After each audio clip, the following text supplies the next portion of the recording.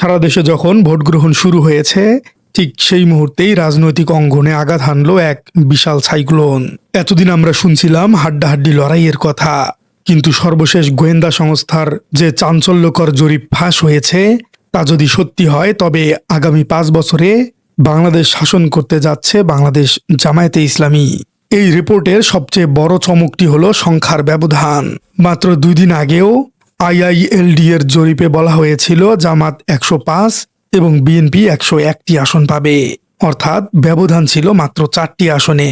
কিন্তু ভোটের ঠিক আগ মুহূর্তে গোয়েন্দা রিপোর্টে দেখা যাচ্ছে জামাত নেতৃত্বাধীন 11 দলীয় জোট পেতে যাচ্ছে 170 থেকে 190টি আসন।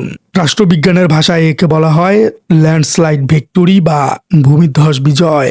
বাংলাদেশের সংসদে সরকার গঠন করতে প্রয়োজন 151টি আসন।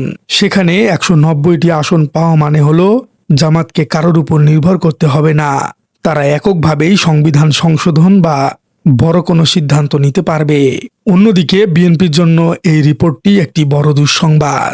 জরিপ বলছে তারা পেতে পারে মাত্র 94টি আসন।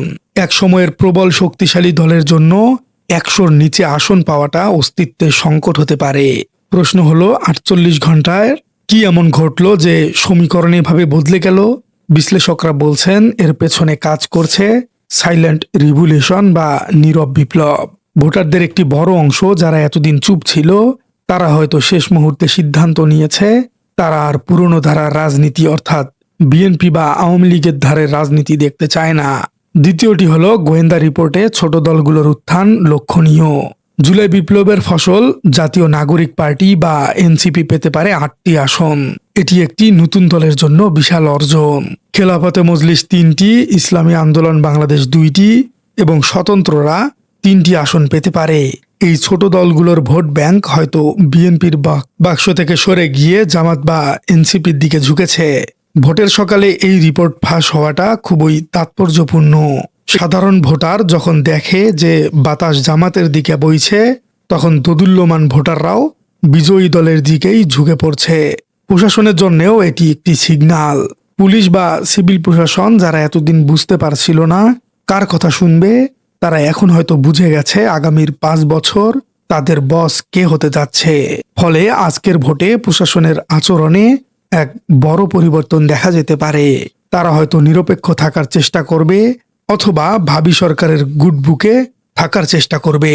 এনসিপি বা নাগরিক পার্টির 8টি আসন পাওয়ার পূর্বাভাস প্রমাণ করে জুলাই বিপ্লবের স্পিরিট এখনো মরে যায়নি।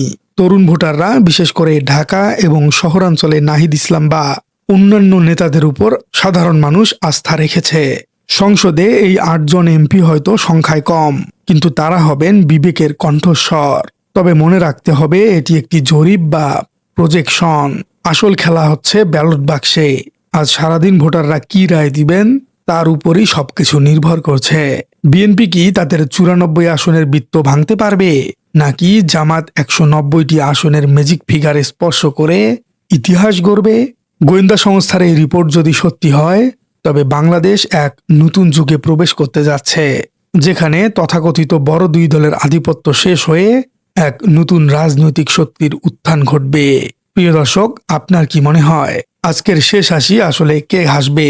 কমেন্টে জানিয়ে দিন আপনার মূল্যবান মতামত।